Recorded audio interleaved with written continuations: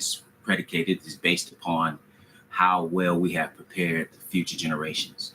And one thing you find in the text of the Bible is that there's the principle that you are to continually transmit the necessary information for your progeny. You know, that is largely what the educational institutions that have been created were supposed to be for. That is what the process of education is. That is the process of when you look at rites of passage in certain cultures.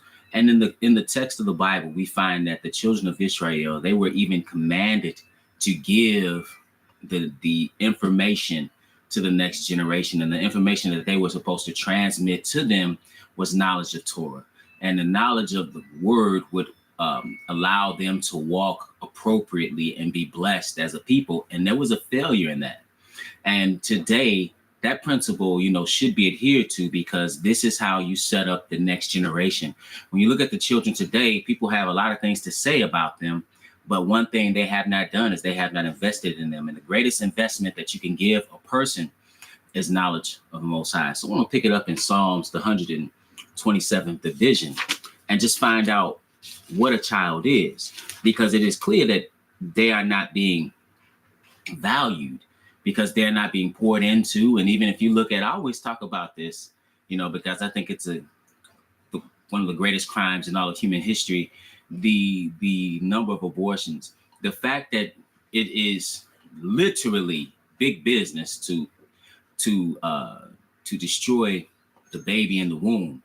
The fact that it is acceptable in society to do so lets you know that this country and much of the Western world does not care about children. And you see what happens to them with the indoctrination and propaganda that they receive, the transgender ideologies that are being pushed upon them, the LGBTQ ideologies that are being pushed upon them, the Marxist ideologies that are being pushed upon them.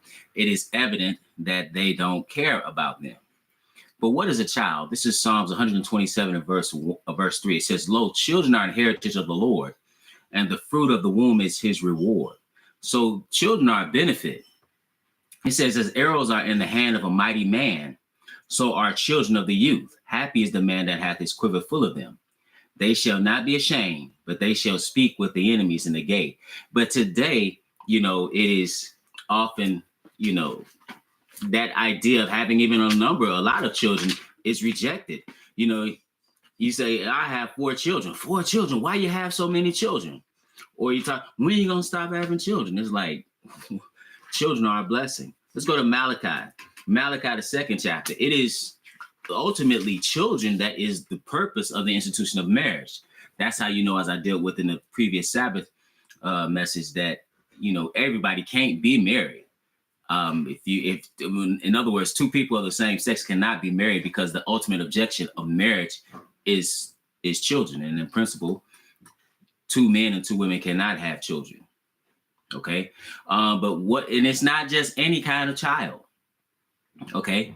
So now, just like you put something in the ground, you want something specific to come up. So you nurture it. Right. Let's pick it up in Malachi, the 2nd chapter, 15th verse. "And did not he make one?" He's talking about one flesh. This is an allusion to Genesis. He said, "Yet had he the residue of the spirit, and wherefore one, that he might," in other words, why did he make him one flesh? It says that he might seek a godly seed. Okay. So it's not just a seed. It's just like right now you have children, but they are like a field that has been not been cultivated, and just bringing about weeds. Okay. Now you can say what you want, but it is the duty of the ones who brought them into the world to ensure that they have what they need to be profitable. And he's saying he brought forth, because again, we were made in his image and his likeness. We were made to be what he is. He made us come together, male and female, in the institution of marriage, to bring forth a godly seed. So it says, "And did not he make one? Yet had he the residue of the spirit, and wherefore one, that he might seek a godly seed. Therefore take heed to your spirit, and let none deal treacherously against the wife of his youth." But now let's go to Deuteronomy 4th chapter, because how do you get a godly seed. You get a godly seed by giving them what the Most High gave, which is his word. And he tells us in Torah that we are supposed to transmit this information to our children. This is Deuteronomy 4 and verse 1. It says, now therefore hearken, O Israel, unto the statutes and unto the judgments which I teach you for to do them, that ye may live and go in and possess the land which the Lord God of your fathers giveth you. Then he says, ye shall not add unto the word which I command you, neither shall ye diminish off from it, that ye may keep the commandments of the Lord your God, which I command you. So you're not supposed to add or take away from the word. He goes on to say that you're supposed to transmit this information. Verse 6 reads, keep therefore and do them, for this is your wisdom and your understanding in the sight of the nations. Well, let's read verse 5, because we want to be clear on what you're transmitting. It says, behold, I have taught you statutes and judgments, even as the Lord my God commanded me. This is Moshe or Moses. It said that ye should do so in the land whither ye go to possess it. See, your prosperity will be based upon you keeping this word. See, that's why we as a people right now are not prosperous, because we're passing down bad culture, actually. We're not passing this to our children and then wonder why they're in the situation that they're in. So he says, keep therefore and do them, for this is your wisdom and your understanding in the sight of the nations, which shall hear all these statutes and say, surely this great nation is a wise and understanding people. For what nation is there so great who hath God so nigh unto them as the Lord our God is in all things that we call upon him for? And what nation is there so great that has statutes and judgments so righteous as all this law, which I said before you this day? Only take heed to thyself and keep thy soul diligently, lest thou forget the things which thine eyes have seen, and lest they depart from thy heart all the days of thy life.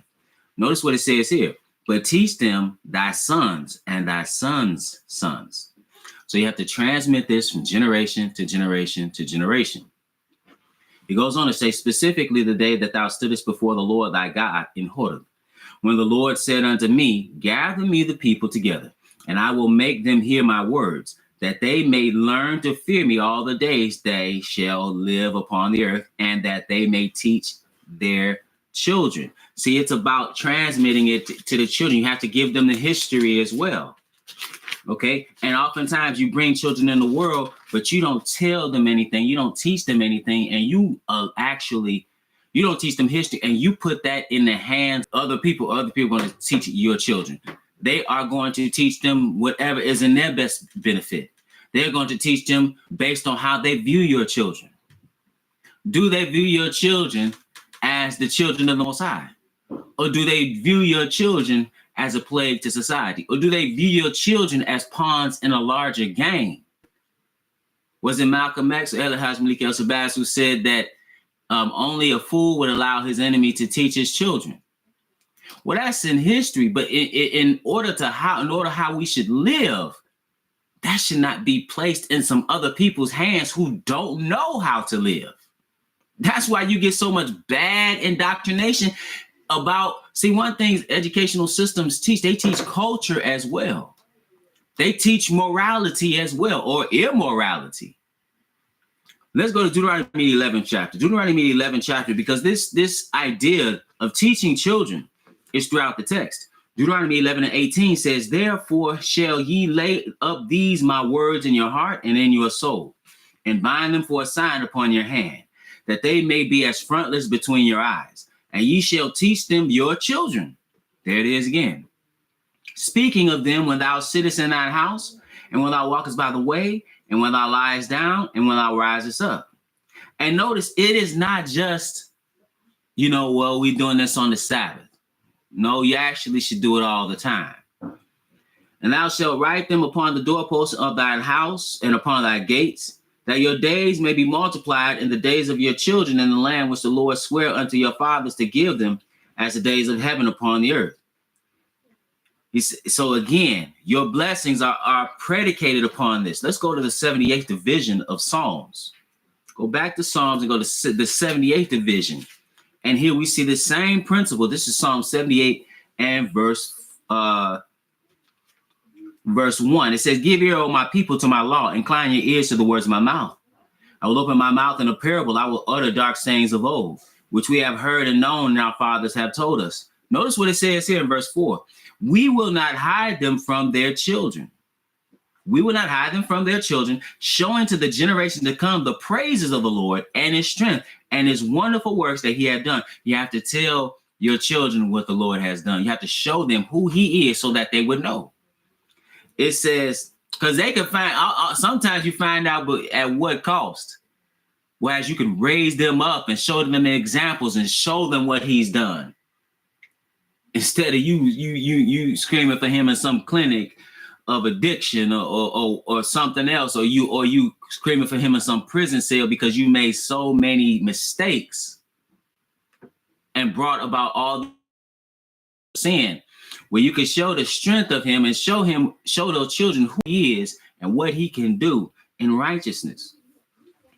It said, for he established a testimony in Jacob and appointed a law in Israel, which he commanded our fathers that they should make them known to their children, that the generation to come might know them, even the children which should be born, who should arise and declare them to their children, from generation to generation to generation.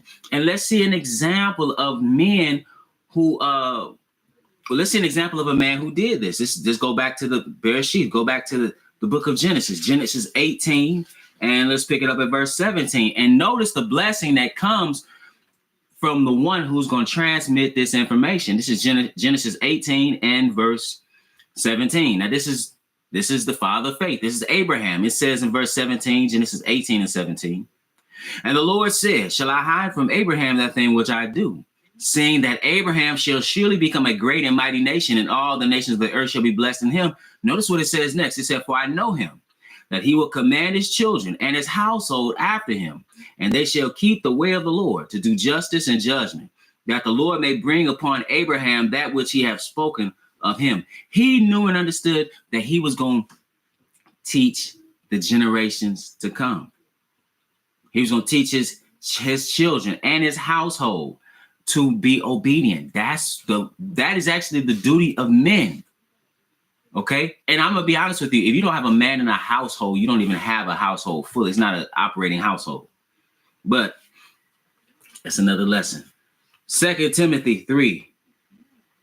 Let's see what it says, what Paul said to Timothy about the transmission of this information, the transmission of the knowledge of the Lord. This is 2 Timothy 3 and verse 14.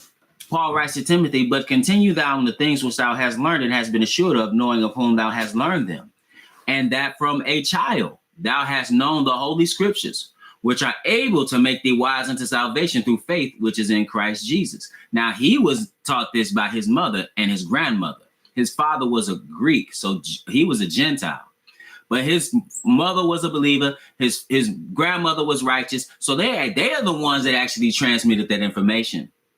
However, when it comes to spiritual matters concerning the Torah, when it comes to the teaching of the Torah, it is commanded that men actually transmit that information. This is normally how that would take place. But it just so happens here that Timothy received it from his mother and his grandmother. But now let's go to Ephesians, the 6th chapter. Because so now this principle, oftentimes like I deal with in the Sabbath lesson, a lot of times the principles are rooted and founded in the Old Testament. So by the time you get to the New Testament, you're reading a principle. You're reading about something that has already been established. This is Ephesians, the 6th chapter. Let's see what he told you here. In one verse, he tells you what fathers are to do. Ephesians 6 and verse 4 says, and ye fathers, provoke not your children to wrath, but bring them up in the nurture and admonition of the Lord. So it's not for the duty of a man or a father to provoke his children to wrath, but you need to bring your children up. Well, here we find in the wisdom writings, and this is our last place, Proverbs 22, that's something that you should be doing. And it is going to be for the benefit of the child. This is Proverbs 22 and verse 6. It said, train up a child in the way he should go. Now, what way is that? That's the way of the Lord. That's the way of the Lord. That's how you nurture and you pour into children.